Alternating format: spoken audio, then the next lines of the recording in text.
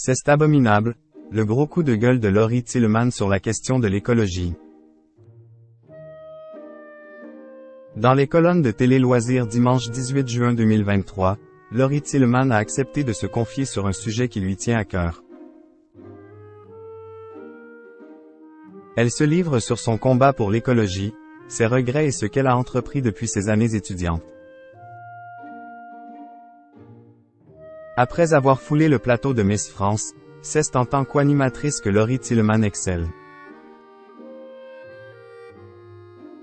En effet, elle a un contrat avec le groupe France Télévisions et se présente souvent sur scène. Sa dernière émission en date, Les Victoires de la musique.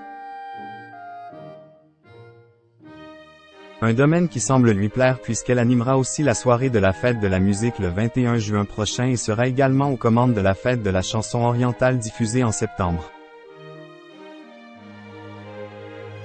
Pour enregistrer cette émission, elle a dû user de subterfuges pour cacher ses béquilles qui lui sont indispensables depuis sa blessure au genou. Il n'était donc pas le moment de se prendre les pieds dans sa robe. D'ailleurs, ces tenues vestimentaires sont source de débats sur les plateaux. Pour Télé 2 semaines, elle revenait sur sa tenue aux Victoires de la musique.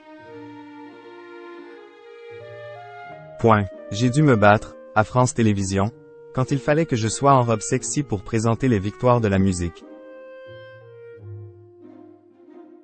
Je peux porter un costume et être féminine. Pour la fête de la musique, au départ j'étais censé me changer 4 fois pendant l'émission. J'ai demandé.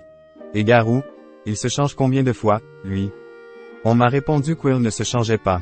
J'ai dit, bah, s'il ne se change pas, je ne me change pas.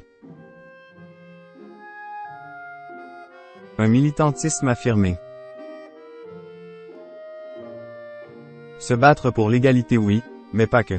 Il y a un autre combat qui anime particulièrement Laurie Tillemann. Il s'agit de l'écologie. Dans les colonnes de Télé Loisirs dimanche 18 juin 2023, elle s'est exprimée longuement sur le sujet. Pour la surfeuse, ce combat lui tient à cœur depuis ses années étudiantes. J'ai commencé à créer une association écologique avant Miss France. J'étais étudiante et j'avais créé un pôle écolo alors qu'on n'en parlait pas encore, a-t-elle confié. Engagée, elle l'est, mais la jeune Bretonne a tout de même des regrets. Aujourd'hui, je me retrouve à regretter d'avoir pris la parole médiatiquement sur la partie écologique parce qu'on démotive l'action voire on motive l'inaction plutôt que d'encourager les petits gestes du quotidien. Et ça c'est abominable, a-t-elle expliqué. Pour elle, des simples gestes du quotidien suffisent à changer la donne et il est important que tout le monde y mette du sien.